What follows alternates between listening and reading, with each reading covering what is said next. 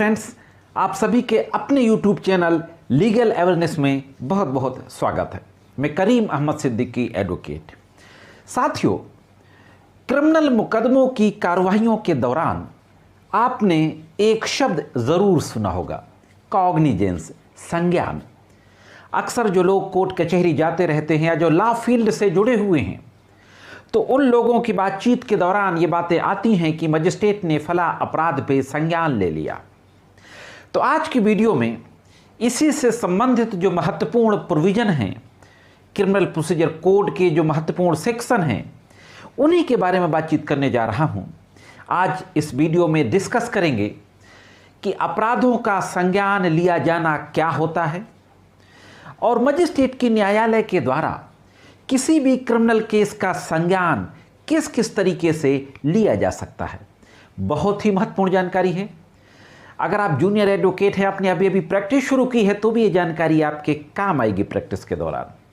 और अगर आप लॉ स्टूडेंट हैं या लॉ एस्पिरेंट्स हैं, जुडिशरी से संबंधित किसी एग्जाम की प्रिपरेशन कर रहे हैं, तो भी ये महत्वपूर्ण प्रोविज़न आपको जानना चाहिए।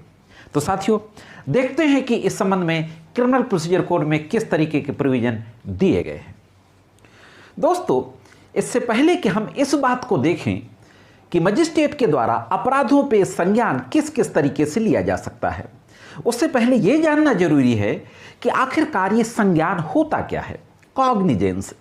अगर आप इसके शब्दार्थ को देखेंगे, शाब्दिक अर्थ को देखेंगे, तो इसी में इसका अर्थ छुपा हुआ है। संज्ञान मतलब कोई तथ्य किसी के ज्ञान में आना, किसी के नॉलेज में आना। तो किसी भी आपराधिक केस के जो फैक्ट्स होते हैं, जब मजिस्ट्रेट के संज्ञान में आ जाते हैं और मजिस्ट्रेट उस पर साइन कर देता है, तो इसको बोलते हैं संज्ञान लेना। यानी मजिस्ट्रेट ने उस अपराध को अपने नॉलेज में ले लिया और आगे की कार्रवाई शुरू कर दी। अब जब हम ये देखते हैं कि किन किन तरीकों से मजिस्ट्रेट संज्ञान लेते हैं, तो क्रिमिनल प्रोसीजर कोड का जो सेक्शन 190 है, 190 में उन परिस्थितियों का वर्णन किया गया है कि किस किस तरीके से मजिस्ट्रेट अपराधों का संज्ञान ले सकते हैं। सबसे पहले जो लीगल पोजीशन है कि अगर कोई व्यक्ति किसी भी क्रिमिनल केस की कंप्लेंट कोर्ट में दाखिल करता है, मैं आपको पहले भी बता चुका हूं कि क्रिमिनल केसेस की कार्यवाही दो तरीके से शुरू होती है, या तो पुलिस में कॉग्निजेबल ऑफेंस की FIR दर्ज होकर के, और या फिर सीधे मजिस्ट्रेट के न्यायालय में कंप्लेंट दाखिल करके, जिसको परिवाद बोलते हैं। CRPC के सेक्शन 2D में इसको एक्सप्लेन किया गया है। तो कोई भी व्यक्ति जब परिवाद कोर्ट में दाखिल करता है, यानी कंप्लेंट केस कोर्ट में दाखिल करता है, तो मजिस्ट्रेट की न्यायालय सेक्शन 191A के तहत उस कंप्लेंट पे कॉग्निजेंस लेती है, यानी संज्ञान लेती है, यानी अपने नॉलेज में लेती है उस अपराध के तथ्यों को, और इसके बाद आगे की कार्रवाई को शुरू कर देती है। तो पहली परिस्थिति तो ये हुई कि कंप्लेंट पे संज्ञान मजिस्ट्रेट लेता है अगर कोई व्यक्ति कंप्लेंट फाइल करता है। अब दूसरी परिस्थिति क्या है? दूसरी परिस्थिति है पुलिस रिपोर्ट पे संज्ञान लेना। अब पुलिस रिपोर्ट क्या होती है? कॉग्निजेबल ऑफेंस की FIR दर्ज हो गई। FIR दर्ज होने के बाद इन्वेस्टिगेशन शुरू होता है। इन्वेस्टिगेशन के दौरान अगर इन्वेस्टिगेटिंग ऑफिसर को यह लगता है या ये सबूत पाए जाते हैं कि जो आरोप FIR में लगाए गए हैं, जिस व्यक्ति के खिलाफ उन आरोपों के संबंध में सबूत मिल गए हैं, तो फिर 173 के तहत इन्वेस्टिगेटिंग ऑफिसर कोर्ट में रिपोर्ट भेज देता है। उसको पुलिस रिपोर्ट कहते हैं। मैं आपको यहाँ पर यह भी बताता चलूँ कि अगर इन्वेस्टिगेशन के दौरान पुलिस अधिकारी को आरोपी के विरुद्ध कोई सबूत नहीं मिलते, तो फिर 169 से CRPC के तहत रिपोर्ट भेजी जाएगी, जिसको क्लोजर रिपोर्ट बोलते हैं। तो क्लोजर रिपोर्ट भी IO यानी इन्वेस्टिगेटिंग ऑफिसर के द्वारा कोर्ट में ही भेजा जाता है। तो चाहे 173 की पुलिस रिपोर्ट हो, चाहे 169 की क्लोजर रिपोर्ट हो, यानी अगर सबूत मिल गए तो 173 में रिपोर्ट जाएगी और उस रिपोर्ट को कहा जाएगा चार्जशीट। यानी चार्जशीट तो एक फॉर्म होता है, 2-4 पेज का एक फॉर्म होता है, प्रोफार्मा होता है, उस पेज को अकेले चार्जशीट बोलते हैं, उन जो 2-4 पेपर्स होते हैं। लेकिन पूरी केस डायरी उसके साथ जाती है। तो 173 की जो रिपोर्ट होगी वो चार्जशीट जाएगी सबूत मिलने पर, और 169 सीआरपीसी के तहत जो रिपोर्ट जाएगी वो क्लोजर रिपोर्ट जाएगी।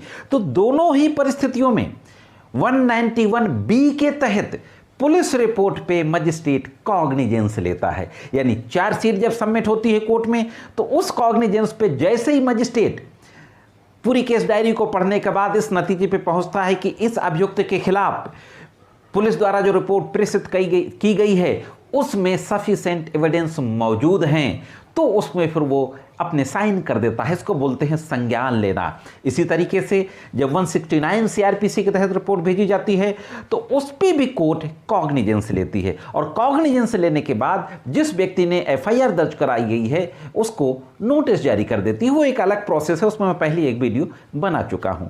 तो ये दूसरी कंडीशन हो गई। सेक्शन 191 बी के तहत पुलिस रिपोर्ट पर मजिस्ट्रेट की न्यायालय अपराधों पे संज्ञान लेती है। अब देखते हैं कि तीसरी कंडीशन क्या है। साथियों, सेक्शन 191 सी में तीसरी कंडीशन दी गई है। तीसरी कंडीशन यह है कि पुलिस के अलावा कहीं से भी अगर मजिस्ट्रेट के न्यायालय को पता चल जाता है कि कहीं पर कोई अपराध घटित हुआ है, कमिट किया गया है, या उसके स्वयं के नॉलेज में मजिस्ट्रेट कहता है कि फला जगह पर फला अपराध कमिट किया गया है, तो भी मजिस्ट्रेट के द्वारा उस अपराध पे संज्ञान लिया जा सकता है। संज्ञान मतलब नॉलेज में लेकर के आगे की कार्रवाई प्रोसीड करना। आप लोग सुनते होंगे कि हाई कोर्ट और सुप्रीम कोर्ट के द्वारा इस मामले पर सुमोटो कॉग्निजेंस ले लिया गया।